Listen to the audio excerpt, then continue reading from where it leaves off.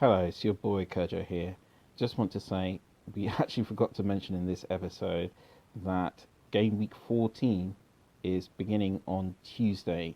So after Gameweek 13's games on Saturday and Sunday, there's a one-day turnaround before you pick your team again on Tuesday, which will be 6 o'clock deadline. So make sure you look out for that. On with the show. That's great if you're a manager in Norway. Like in the Premier League, you've got to stop leaking goals. I've been talking about Solskjaer for like nearly 3 years now. But I just sound like a flipping broken record, don't I? This is horrible. Why do I do this to myself? I hate to say I told you so, but I'm not going to say it to you because I'm just going to take everybody not been listening. Ole Gunnar Solskjaer is not up to the job, right? That he is clueless, and I'm not going to repeat myself. Emery's win percentage was 49 at getting sacked, and Pochettino's was 54.2, and currently Ole Gunnar Solskjaer is 29. I'm not saying that people shouldn't have Solskjaer as a manager. You know, if like say West Ham wanted him or Brighton wanted him, yeah, or Newcastle wanted him. You just want to put the boot in, but fine, go right ahead. It's not for Alex Ferguson United anymore. It's Man United. That's what it is, yeah. And you have to get used to mediocrity. Man United have splashed out how much money on Maguire? Obviously, everyone's taking a piss out of him, and everyone's going like he's rubbish. But like, it's just embarrassing. What just happened? It's so embarrassing. Like, I have to admit, I do wonder what Man United are all about. I don't know what they do Monday to Friday when they're training, I swear. Oh, well, Sir Alex Ferguson, he didn't win anything for his first 4 years either. I'm like, no, you can't compare them. You can't compare the two.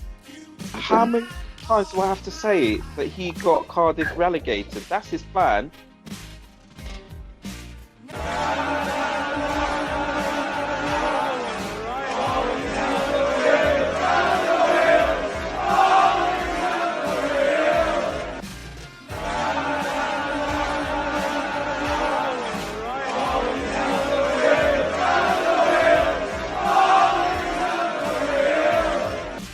Ollie's at the wheel, man. He's doing it. He's doing his thing. Man United are back.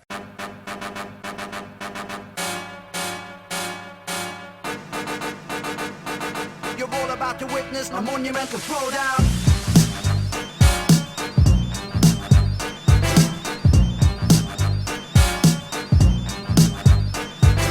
It's episode 58 of FPL Bros, and well, what can I say? The end of an era. How are you doing? I'm really upset. I feel like it was a good time while it lasted. You know, I really looked forward to Liverpool playing United every single season, and now that's going out the window. I'm just so upset, honestly. Yeah. Where's the banter going to come from now? Where is the banter going to come from? I don't know. I mean, literally fueled us for 2 seasons of FPL Bros that Ole Gunnar Solskjaer circus was fueling so much of our content. Mm-hmm. How can he leave us like this? I'm practically speechless. Oh, Ole, Can't come believe back it. to us. Yeah, come back to us. Anyway, yeah, onwards and upwards. We've got to move onwards and upwards, and got the usual show for everyone at the moment. Yeah, we're just gonna have to get over our grief. Try and bear up as much as we can. So Yeah. I mean, it was looking like Man United were going to be worth 6 points. 6 points to Liverpool every season. They kept it up, but it was just one too many, wasn't it? That Watford game. Yeah. Actually, I would like to say that that even after Maguire got sent off in the Watford game, there was a period of about 20 to 25 minutes where Man United still really could have won that game, if you ask me. Yeah. I mean, Funny enough, I thought Van der Beek and Sancho had their best games in a United shirt in that game. Sancho played amazingly. Yeah, props to him. And Mm. really good to see, like he is getting appreciated, like in the team for what he can do. But Watford absolutely destroyed United after that red card. Yeah, well, I mean, United didn't take their chances, and Watford, No, they didn't. although their passing kept going astray for about 25 minutes, they finally got their act together and dealt the death blows and final nail in the coffin of Solskjaer as manager of Man United. You're all about to witness a monumental throwdown. But okay, then let's move on. Let's move on. If we want to look at our scores for that particular week, do you want to start? Or? Yeah. Let's start looking through the previous week. Yeah, I can go first. Actually, I was going to say you go first, but I'll go first. All right. So finished the week with 70. I think it was 71 points. Ooh. It wasn't too bad. Salah was captain. Sent Maxime finally started returning for me, which was really good because it's been a while coming. And he's been involved in Newcastle's goals heavily, so I was hoping he'd pull through for me. Arsenal did nothing against Liverpool, and Trent got a whooping 15 points. Yeah. Chilwell got 9, Cancelo got a 12. I think most of my team players were part of the template. I think I am missing Reece James massively, but I refuse to join the Reece James gang just yet. I'm a bit stubborn. Yeah, you've got that whole thing of like once you've missed the boat on a player, yeah, you're quite reluctant to get them. I can kind of see that. I've got that Arsenal mentality. That's I say Arsenal, but I've got that not even Arsenal, the Arsenal owner mentality. I won't pay the fair price and then I'll wait until the price goes up. Yeah. You've got to, it can be painful. Because I think there's no better feeling in FPL when you pick up somebody who's really cheap and then they start scoring lots and lots of points and their price goes up, but you didn't have to break the bank to get them. Yeah. It's painful when you do have to break the bank to get them.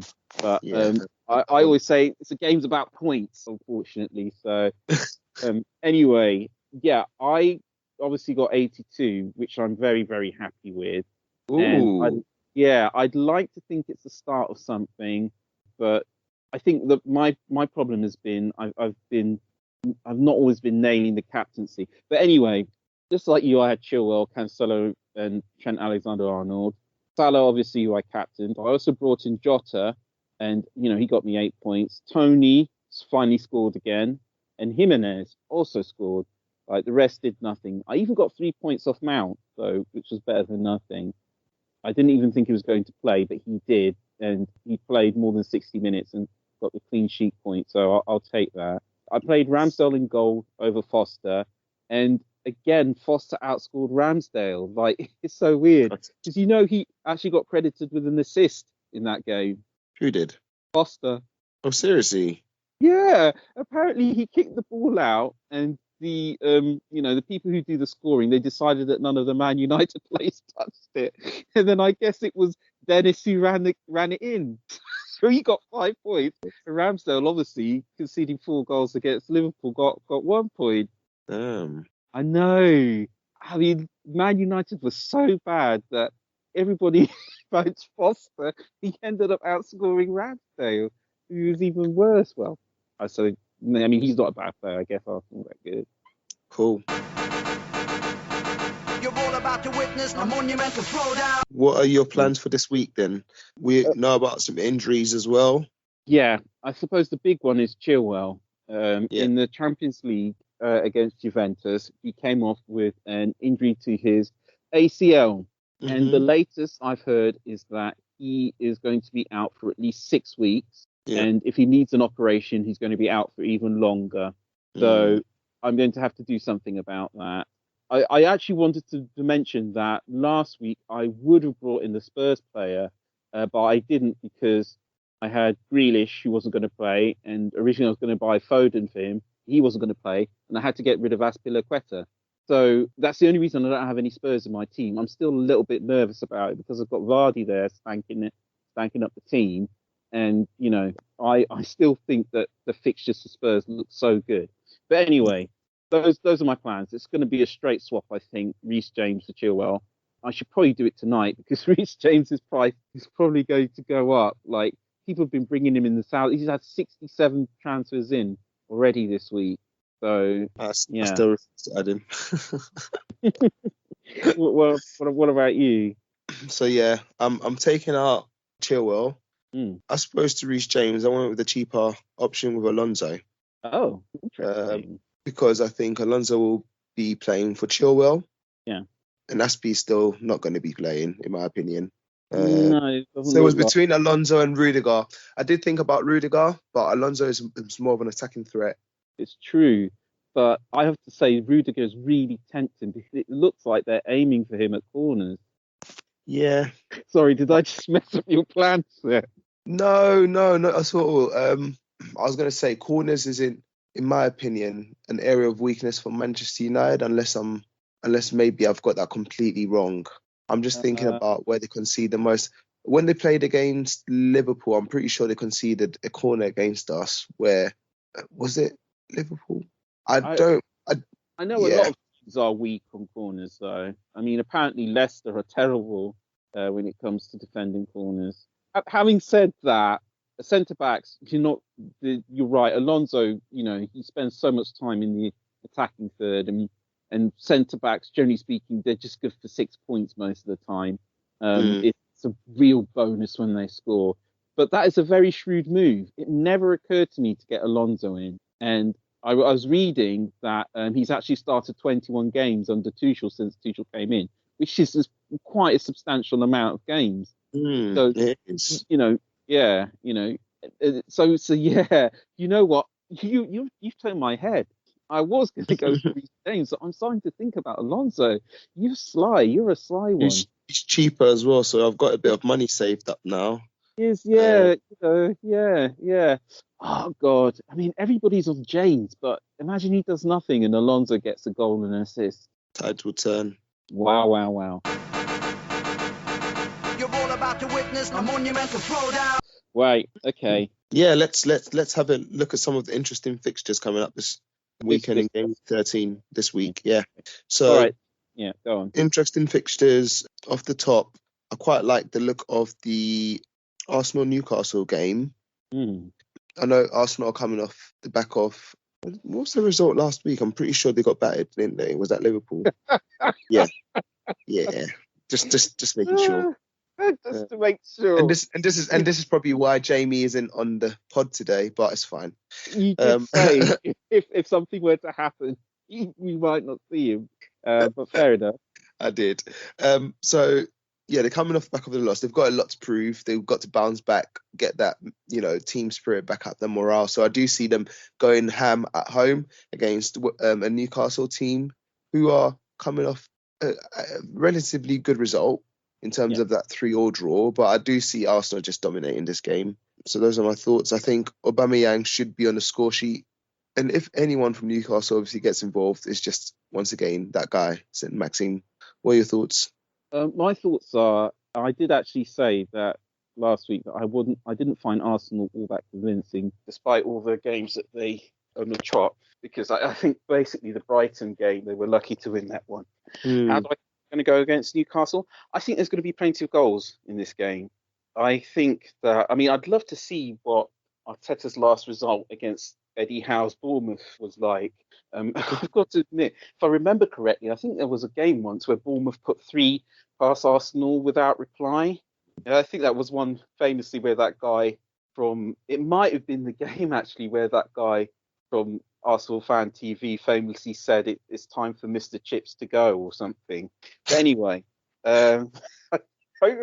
it's ringing a bell. But anyway, I see lots of goals, both ends. Eddie Howe, Eddie Howe's kind of going how I thought he would. He's never has the tightest of defence with his teams, but he plays expansive attacking football, and they also like to go for it. All right. Arsenal are still coming to terms with this passing from the back business. Obviously, it didn't work against Liverpool. That guy Tavares, oh my gosh. Do you remember him? Tavares, he's the left back for Arsenal, and he basically just passed. Oh yeah, when he passed the ball and Jota sat the defender down, it. and Ramsdale also. Yeah, that was a brilliant goal. Yeah, I think Tavares got the assist for that. But anyway, yeah, lots of goals. Basically, that's what I'm going to say. Yeah, End agreed. to end. Agreed. Yeah. Okay. What's next? So I'm looking at some of the games right now, and think probably the next one I quite like the look of is Spurs and Burnley. Oh, Um, yeah. the reason I say this is Burnley obviously playing really good football at the moment. Drew with an informed Crystal Palace side who have been beating some of the top tier teams out there. They beat Wolves, they beat City, they drew with Newcastle. Obviously, Newcastle is not like a top tier team, but they've been on an unbeaten run for quite a while.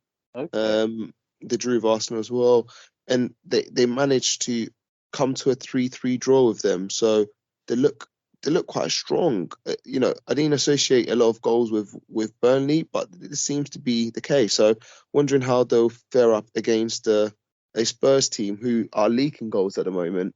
Definitely. I think the problem with Spurs is that they don't have Romero. I don't think they're going to have Romero for that game. And to be honest, even when they did have Romero, they just didn't seem all that solid. I mean, for me, Alderweireld and the Tongan going is a big, huge, massive miss for them. And it's going to be difficult to replace them. And when you're replacing them with Dyer and Tanganga and Sanchez, Not the same. it's not the same. You're right. Burnley seem to be a bit better going forward. I mean, Chris Wood, to be fair, he's usually good for about 10 goals per season. But Maxwell Cornet, Yeah, he's a good player. I'm telling you, when a good run up comes from Burnley, I've got my eye on him because he's down Right. as midfielder, and I think he's like 6 mil or something like that. Mm-hmm. Too good So to he's pass a up. straight swap for Saka. I've seen him in quite a few teams already. So No, he's yeah, that's worth. going to be. I mean, he's definitely worth looking at. You're right. I'm not sure that Spurs are going to keep Burnley out. Obviously, I still want bet against Spurs scoring because Burnley, the defense isn't exactly Champions League level defense. It's funny. There was a time we all wanted Nick Pope in our team. That I just seems remember that seems like seasons and those seasons ago. times are long gone. Yeah. Although James Mercer's still going to captain Ben me, but anyway. He's got the inside info. That's why. I think so. All Yeah, right, cool. again, I can see goals in that one. I'd like to think Spurs would win it though, but I don't think there's going to be clean sheets for either team. All right. You're all about to witness a monumental throwdown. Next, 2 more games I wanted to look at. So you could probably guess the next 2. So first one being City and West Ham. Yeah. City just came off a big win against PSG after trailing behind in the Champions League. Also proved very effective against Everton, beating them 3-0 in the league. So what do you think? How will they fare up against the West Ham side who were in winning ways until Wolves humbled them? Yeah, again, Man City are looking good, and it's like I said a couple of episodes ago, their squad is so big that when some players aren't firing, others step up to the plate. And Sterling has been looking imperious in the last 2 games. And, without Foden and without Grealish, him and Jesus are having to step up. Obviously, Bernardo Silva, who you also quite rightly pointed out, is doing special things again. They're all stepping up. Even some more forgotten people like Mahrez, and I don't know if Torres is back, but anyway, West Ham. I don't know. West Ham have been playing so well recently, but I do think Ogbonna is a miss for them. So, although they are capable of making life difficult for Man City, I can see City scoring because the problem with West Ham is obviously their squad doesn't have much depth and strength as Man City's does, and without Ogbonna, it's not as good as it was at the beginning of the season when they were really getting going. But I wouldn't put it past Antonio to find some scoring form again, because we know the boy can do it. I mean, those goals he's for Jamaica, and if you're listening to this and if you haven't seen them, Drillings. Yeah, got to go out and see those goals. And you can't, you've got to see the goals Antonio scored for Jamaica. In fact, stop what you're doing now. Pause this pod. Pause it. Just go. Look, Go watch it. look at Antonio's goal. All right, cool, fair enough.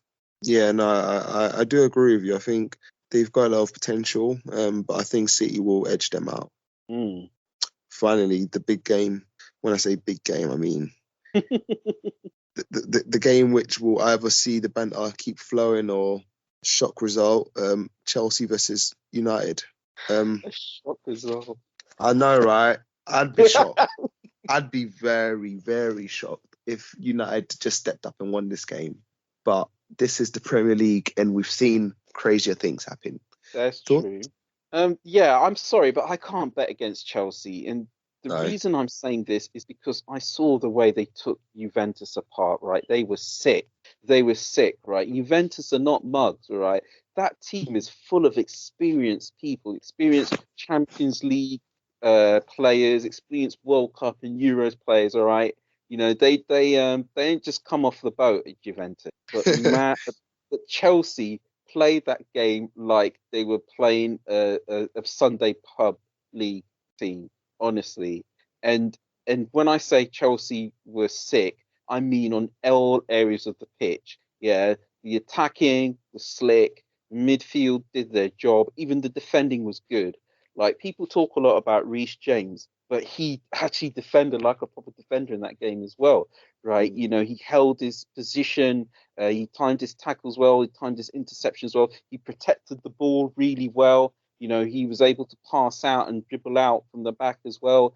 The boys got that all-round game down, and so, like, Juventus did not get a sniff. They did not have a decent chance in that whole game. No, so purely based on that, I'm just saying Chelsea, because, like, as good as Carrick may or may not be, like, I don't know how he's going to organise a team against a team like Chelsea. Just like they've got it going on right now. Ridiculous. Yeah. How can you score 4 goals against Juventus to just make them look like Muppets, man? That's what they did. It's very true. They're forced to be reckoned. Right. If Man United were to get them from that game, it would be a genuine shock. That's what it's come to now, man. No, I think that's a fair analysis. And not to forget, Lukaku should be back as well for this game. Yeah, I thought he would, but I've got an update on that. Apparently, Tuchel says that he's going to... Well, I mean, this could be Tuchel playing mind games, What could be worse for Man U when Tuchel rocks up and says, surprise!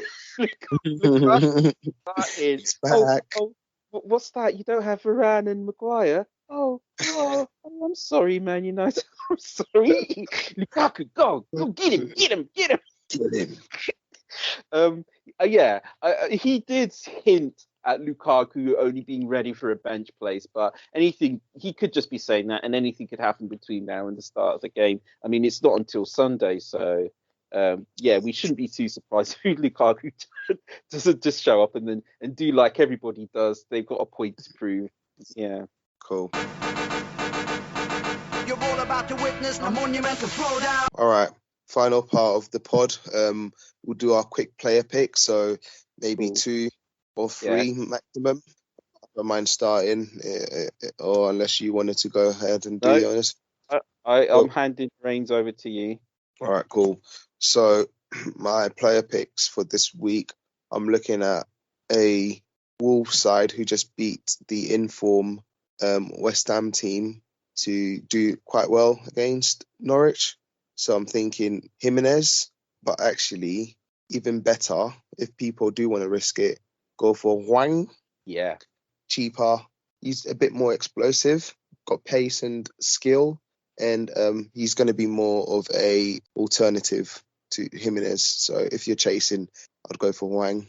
So that's my first pick. Second pick, obviously, like I said, I expect Arsenal to get a good result against Newcastle this weekend. So be looking to the likes of ESR, or if you've got the cash and want to fork it out, Aubameyang. So that's my second pick. I'm not going to dive too much into that one. It's pretty self-explanatory there.